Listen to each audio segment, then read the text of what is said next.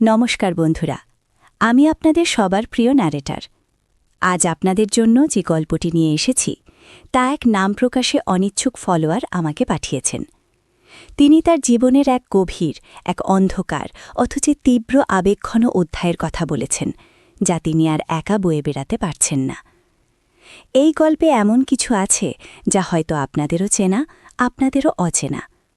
গল্পের কোনো এক ফাঁকে আমি আমার ব্যক্তিগত ইমো নাম্বারটি দেব, তাই নাম্বারটি পেতে হলে পুরো গল্পটি মনোযোগ দিয়ে শুনতে হবে।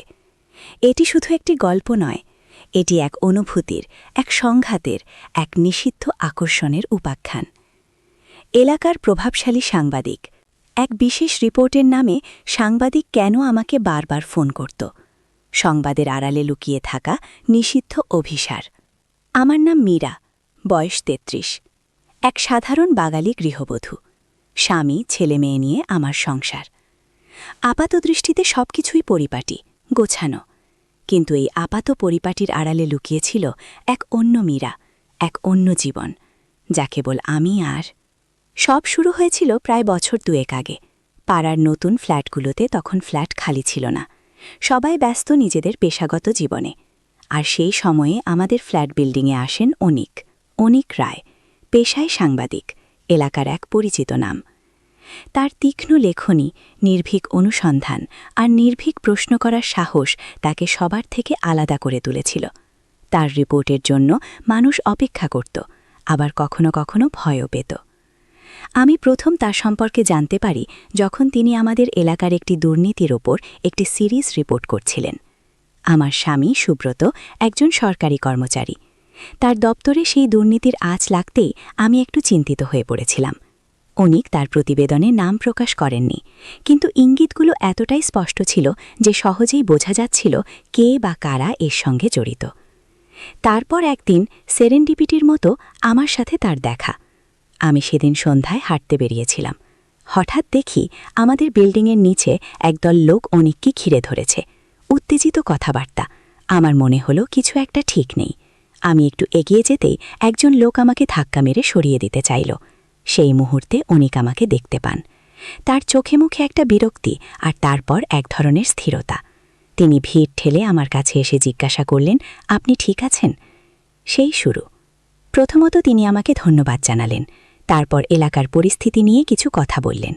তার কথায় এমন এক আন্তরিকতা ছিল যা আমাকে আকৃষ্ট করেছিল। তিনি আমার নাম জিজ্ঞাসা করলেন। আমি বললাম মীরা। তিনি তার নাম বললেন। তারপর বললেন, আজকের ঘটনার জন্য দুঃখিত, কিন্তু এই এলাকায় এরকম কিছু মানুষ আছে যারা সত্যকে ভয় পায়। সেই প্রথম দেখা। এরপর আমাদের দেখা হওয়াটা যেন রুটিনে পরিণত হলো। আমি যখন সন্ধ্যায় হাঁটতে বেরোতাম, তিনি হয়তো তার ল্যাপটপে কাজ করছিলেন, বা হয়তো তার গাড়িতে বসে কিছু নোট নিচ্ছিলেন। তিনি নিজেই এসে কথা বলতেন, কখনো তার রিপোর্টের কাজ নিয়ে, কখনো এলাকার সাধারণ বিষয় নিয়ে। তার কথা বলার ধরন, তার চিন্তাভাবনার গভীরতা, তার অকপটতা সবকিছুই আমাকে এক অদ্ভুত আকর্ষণে বেঁধে ফেলছিল। সুব্রত বাড়িতে ফিরতেন অনেক রাতে। ছেলেমেয়েরা নিজেদের পড়াশোনা আর খেলাধুলা নিয়ে ব্যস্ত থাকত। আমার জীবনটা কেমন যেন একঘেয়ে ছিল। 4 দেওয়ালের মধ্যে একই রুটিন। অনিকের সঙ্গে কথা বলে আমার মনে হতো পৃথিবীর আরও অনেক কিছু আছে, জানার আছে, বোঝার আছে। তারপর একদিন আমার ফোনটা বেজে উঠল। অপরিচিত নম্বর। তুলে দেখি অনিক। হ্যালো, মীরা দেবী। তার গলায় সেই পরিচিত উষ্ণতা। আমি একটু অবাক হয়ে বললাম, হ্যাঁ, কে বলছেন? অনিক রায়। মনে আছে আমাদের বিল্ডিংয়ের নিচে দেখা হয়েছিল? ও হ্যাঁ হ্যাঁ, মনে আছে, বলুন। আপনি কি একটু ব্যস্ত? কিছু জরুরি কথা ছিল। মানে, জরুরি না হলেও আপনার সাথে কিছু শেয়ার করতে চেয়েছিলাম। আমি একটু দ্বিধায় পড়লাম। একজন অচেনা পুরুষ, তাও আবার এলাকার প্রভাবশালী সাংবাদিক, আমার ফোন নম্বর পেলেন কোথা থেকে? সম্ভবত তিনি আমার বাড়ি নম্বরটা কোনোভাবে জেনেছিলেন।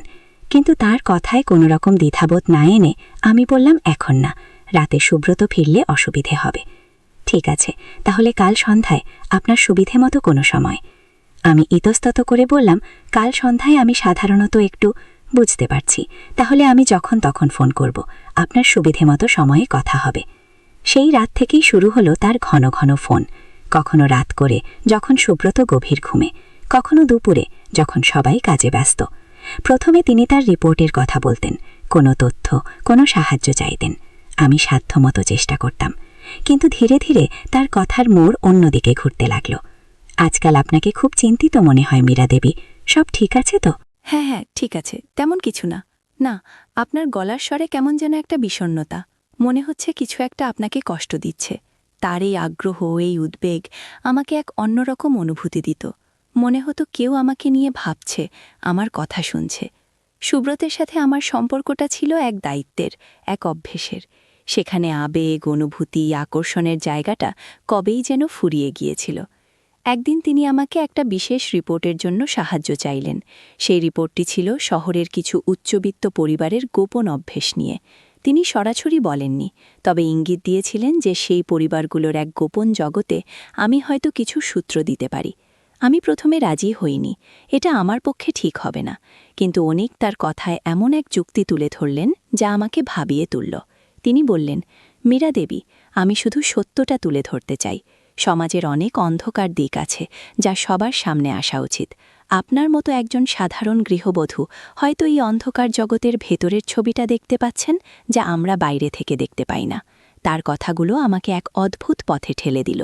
আমি জানি এটা অন্যায়, এটা ভুল, কিন্তু তার অনুরোধ, তার চোখে মুখে সেই অনুসন্ধানী দৃষ্টি, আর আমার নিজের মনের ভেতরকার এক না বলা আকুতি, সব কিছু মিলে আমি রাজি হয়ে গেলাম। এরপর থেকে তার ফোন আরও ঘন ঘন হতে লাগল। তার ফোনগুলো আর শুধু রিপোর্টের জন্য ছিল না, তার ফোনগুলো হয়ে উঠেছিল আমাদের একান্ত মুহূর্তের বার্তা। তিনি আমার কথা শুনতেন, আমার জীবনের একঘেয়েমি, আমার না পাওয়ার বেদনা, আমার মনের অব্যক্ত কথাগুলো তিনি এমনভাবে বুঝতেন যেন তিনি আমার মনের গভীরে লুকিয়ে থাকা সব কথা পড়তে পারেন। মীরা দেবী, আপনার এই নীরবতা, আপনার এই চাপা কষ্টটা আমি অনুভব করতে পারি। কিন্তু জানেন, জীবনে অনেক কিছুই আছে যা আমরা প্রকাশ করতে পারি না, কিন্তু অনুভব করতে পারি। তার এই কথাগুলো আমার মনে এক ঝড় তুলত। আমি জানতাম এটা ঠিক নয়, আমি বিবাহিত, আমার সংসার আছে, কিন্তু অনিকের উপস্থিতিতে, তার গলার স্বরে, তার কথার জালে আমি যেন নিজেকে হারাতে শুরু করলাম। তার চোখে আমি দেখতাম এক অন্য জগৎ, যেখানে ভয় নেই, যেখানে দ্বিধা নেই, আছে শুধু তীব্র আবেগ আর আকর্ষণ। এক ঝড় বৃষ্টির সন্ধ্যায়, যখন পুরো শহর বিদ্যুৎহীন, কেবল আমার ঘরে মৃদু আলো জ্বলছিল, অনিকের ফোন এলো। মীরা দেবী, বাইরে কি ভয়ঙ্কর ঝড়, আপনার বাড়িতে সবাই ঠিক আছে তো? হ্যাঁ, ঠিক আছি। সুব্রত অফিসের কাজে বাইরে, ছেলেমেয়েরা ঘুমোচ্ছে। এই অন্ধকারে, এই বৃষ্টিতে আপনার কথা মনে পড়ছিল। মনে হচ্ছিল এই বিদ্যুৎহীনতা যেন আমাদের জীবনেরই প্রতিচ্ছবি। অনেক আলো থাকার পরও কেমন যেন অন্ধকার। তার কথায় এক রোমান্টিক হাহাকার ছিল। আমি যেন সেই হাহাকারে নিজেকে খুঁজে পাচ্ছিলাম। অনিক, আপনার কথাগুলো শোনার জন্যই আমার এই ফোন। আমি জানি এটা ঠিক নয়, কিন্তু কি করব বলুন?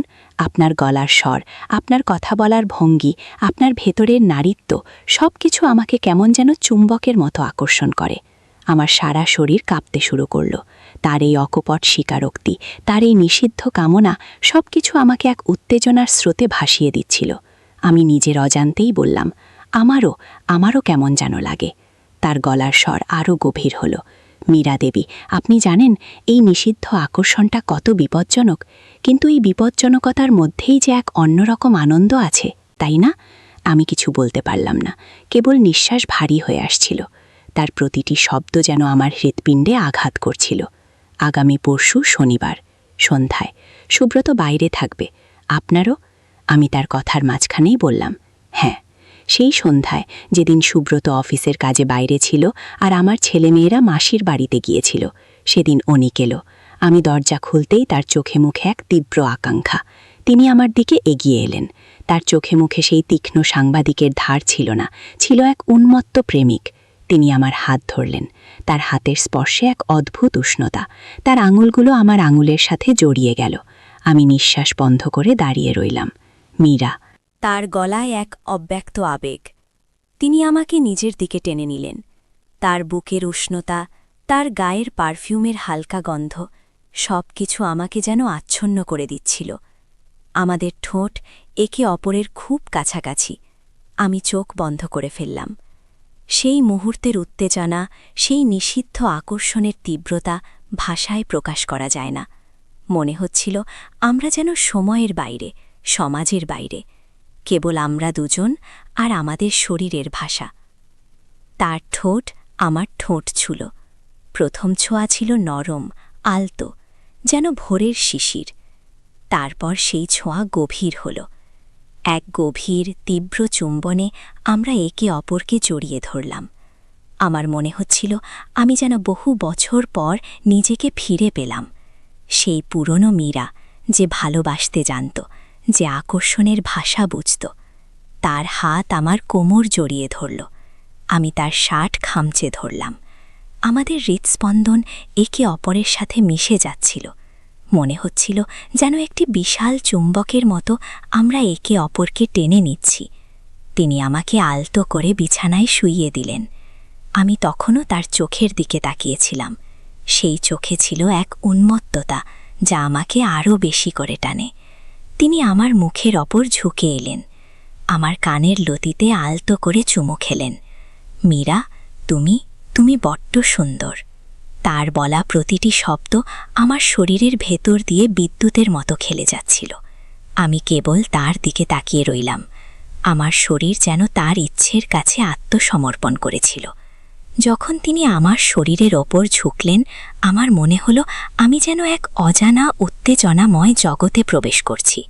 তার প্রতিটি স্পর্শ ছিল অত্যন্ত সাবধানে, কিন্তু তীব্র আবেগপূর্ণ। তিনি যেন আমার শরীরের প্রতিটি কোণ, প্রতিটি রেখা আবিষ্কার করছিলেন।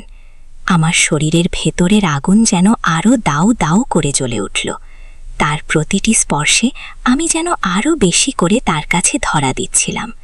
আমাদের নিঃশ্বাস আরও ভারী হয়ে আসছিল। এইভাবে আমাদের এই নিষিদ্ধ অভিসার চলতে লাগল। প্রতি শনিবার সন্ধ্যায় যখন সুব্রত বাইরে থাকত, অনিক আসত। আমাদের গোপন রাতগুলো ভরে উঠত তীব্র আবেগ, রোমান্টিক উত্তেজনা আর এক অজানা অ্যাডভেঞ্চারে। আমি জানতাম এটা অন্যায়, এটা সমাজের চোখে পাপ, কিন্তু এই নিষিদ্ধ প্রেমের আনন্দ, এই গোপন মুহূর্তগুলোর রোমাঞ্চ আমাকে সবকিছু ভুলিয়ে দিত। তারপর একদিন একটি বিশেষ ঘটনা ঘটল। সেদিন অনিক এসেছিল। আমরা আমাদের স্বাভাবিক নিয়মে মেতেছিলাম। ঠিক সেই মুহূর্তে দরজায় নক হলো। প্রথমে আমরা ভেবেছিলাম হয়তো ছেলেমেয়েরা বা সুব্রত, কিন্তু সেই নক ছিল অন্যরকম। অনিক আমার দিকে তাকালো, আমিও তাকিয়ে রইলাম। কে হতে পারে? আবার নক হলো, এবার আরও জোরে। আমার মনে এক অজানা ভয় ছড়িয়ে পড়ল। আমি অনিকের দিকে তাকালাম, তার চোখেও সেই ভয়। কে? আমি ফিসফিস করে জিজ্ঞাসা করলাম। বাইরে থেকে কোনো উত্তর এলো না, কেবল দরজায় আবার নক। অনিক ধীরে ধীরে বিছানা থেকে নেমে এলো। আমার দিকে এগিয়ে এসে বলল, চুপচাপ অপেক্ষা করো। তিনি সাবধানে দরজার দিকে এগিয়ে গেলেন। আমার বুকের ধুকপুকানি যেন কান পর্যন্ত পৌঁছাচ্ছিল। আমি বিছানার চাদরটা আরও শক্ত করে ধরে রইলাম। অনিক দরজার দিকে এগিয়ে গেল। তার মুখ থমথমে। তিনি দরজার পেছনের দিকে তাকালেন এবং ঠিক সেই মুহূর্তে দরজার কাঁচের ফুটো দিয়ে আমি দেখতে পেলাম বাইরে দাঁড়িয়ে থাকা মানুষটির মুখ। আমার মনে হলো যেন আমার পায়ের তলার মাটি সরে যাচ্ছে। আমার সারা শরীর জমে গেল। বাইরে দাঁড়িয়ে থাকা সেই মুখটা ছিল